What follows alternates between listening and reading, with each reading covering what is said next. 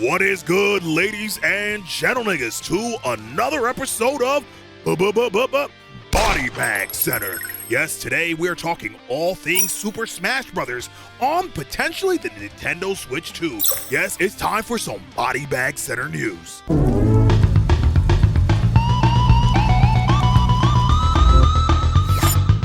All right, let's hop into it. Super Smash Bros. It's one of those quintessential games, just like Mario Kart, where you expect it on every single Nintendo console, from N64 to GameCube to Wii to DS. You expect an iteration at some point. Now, we got Mario Kart World announced as a launch title for the Switch 2. Now, what does it look like for Super Smash Bros.? Now, potentially, I think there's two routes we can see from Super Smash Bros. On the Nintendo Switch 2. One being, and I think will be very boring, but also very realistic and feasible for Nintendo. I think we can I think we can expect a Super Smash Bros. Ultimate Switch 2 Edition expansion of the likes. And the other option is potentially a sequel to Smash Ultimate. I don't want to get into the numbers because I know some people might consider, Smash 3DS and Smash Wii U as like Smash 5, 6, and Smash Switch 2. Let's just keep it at that. The sequel to Smash Ultimate, all right? So there's two different possible routes. That, and as well, like I said before, the expansion potentially tailored for Switch 2. And let's detail the Smash 2 expansion. With the Nintendo Direct detailing the Switch 2, they discussed Switch 2 expansion editions of certain games, one of which we can talk about is Super Mario Party Jamboree. Now, Super Mario Jamboree takes in a lot of the functionalities of the brand new Switch 2 features. We got a little game chat, a little webcam action. They're adding a lot more content. It seems to be focused more on mouse controls, just adding extra features. We also have Kirby and the Forgotten Lands that's also getting a brand new DLC expansion, adding more content and gameplay for players to experience on the Switch 2. But not only that, we have certain games that are getting more of a graphical fidelity upgrade boost, like Metroid Beyond or Pokemon Za, or even Tears of the Kingdom. Now, there's possible a couple of routes that we can see from Smash Ultimate Switch 2 edition of that game. One of which I think will be pretty nice to see that game running at 120 1080p or even 4K 60 FPS. I think that would be a nice boost, especially taking advantage of the Switch 2 capabilities, as well as the game chat features. Obviously, with the Nintendo Switch, it seems like Nintendo is hamming it up, really just driving home that online connectivity is they're going to be their focus. They want you to be near your friends, even if you're on the other side of the world. So I'm hoping that they'll use this opportunity to improve Smash Ultimate's online. I think that's going to be crucial. I think having an improved online connectivity, better input delay, lag, more features and modes online. They could add Squad Strike online. I think that would be an amazing start, what they can potentially add for Smash Ultimate. I also think that adding extra game modes to the game would be nice. And the beauty of adding a Smash Ultimate to the Switch 2 is that the majority of the game is already there. The content is just there for the players to pick up and experience all over again if they so choose to do so. And the best thing is, it's not like they're building a game from the ground up. They can build upon it and add more features. So they can potentially, if they wanted to, work on and use this time to work on a Subspace Emissary DLC expansion, as akin to like Kirby Forgotten Lands, how they added that extra DLC content. So they could potentially add something of the like for that. Or something very similar to Smash Run to be played online or locally. I feel like bolstering up the game's library and content would be great to do, especially when the majority of the base game has already been solidified as a great foundation, and just to build upon it. I also think everyone is looking for characters. Smash characters is one of those things that you look for every Super Smash Bros. Game, so they could potentially add maybe 1 or 3 characters. Who knows? Like I said, the majority of the game is already done, so it's just a matter of adding and tweaking. Speaking of tweaking, they could also add certain tweaks and patch notes that they have noticed from where they left off on Smash Ultimate. I think that would be great as well. But as you already know, Smash Ultimate is definitely a licensing nightmare. A lot of different IPs hailing from different IP companies. It's just, oh my goodness, I wouldn't even want to be in Nintendo's shoes. Don't want to be in their shoes. But I feel like that seems very feasible when you just look at how a Smash Ultimate Switch 2 edition could look like on the console. I feel like while it might be boring, I feel like it's a good base for Nintendo to work upon and add more content for an already existing bestseller game proven on the Switch 2.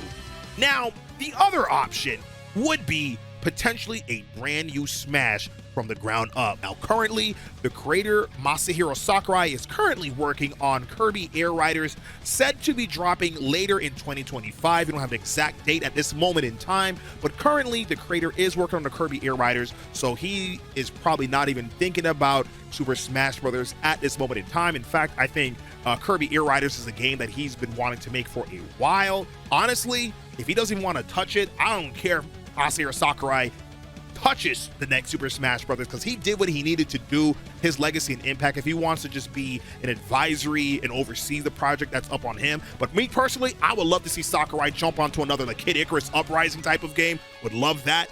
But if he has to put his hands up into Super Smash Bros., I think we could possibly see that after we see, or as Kirby Air Riders begins to end its production and start being prepped to be released on Nintendo Switch 2. But right now, he is currently working on Kirby Air Riders, and without the head leader, they would probably need to find someone else to head it and lead it. I know Nintendo has partnered with Bandai Namco in the past to work on past Smash games, but that would be up to Nintendo and how they choose to pick the direction for the development of this game. Now, there's two possible ways that we can go for this Smash 2 built from the ground up. This sequel, they can try their best to add just about every character that they did in the past and recreate it, rebalance it, add some more features, you know. But also, I think it'll be possible that since Masahiro Sakurai has made it stated in the past that Smash Ultimate is a game that is going to be kind of hard to replicate down the line. Apparently, from what he has made it out to be, a lot of things that fell into place at the right time and the right moment may not be replicated for past installments. So what I gather from that is that possibly a lot of characters that we have seen in Smash Ultimate may not make it back for future ones, whether that be third-party characters or whatnot. I think it'll be in your best interest not to get your hopes up on your favorite character making it back. Now, with that said, I think that puts Nintendo in a very interesting position to reassess Super Smash Bros. Just like Mario Kart World, and Nintendo honestly said after coming off of Mario Kart 8, they didn't just want to add more tracks to a Mario Kart game. They want to try something new and inventive to try to freshen up because you just came off of Mario Kart 8 Deluxe. A lot of tracks, probably the most packed Mario Kart game we've seen up to date. Just like Smash Ultimate was probably the most packed Super Smash Bros. Up to date. So what am I getting at? I think we can possibly see a Super Smash Bros. Reboot. There's a lot of shakeups from Nintendo. Nintendo has done a huge refresh. The whole Mario cast has seen a refresh in design, mainly Donkey Kong.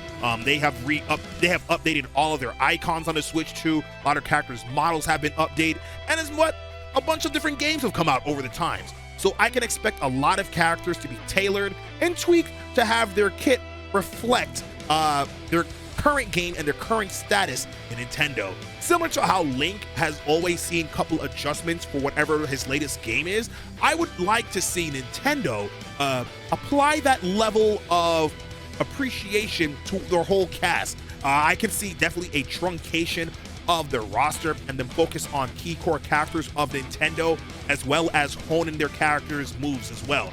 Whether Mario starts implementing more Mario Odyssey moves, Luigi starts being built from the ground up for more Luigi's Mansion move, Peach with her games as well, Donkey Kong Bonanza. I can see a lot of things like that being taken into consideration when making this next Smash game.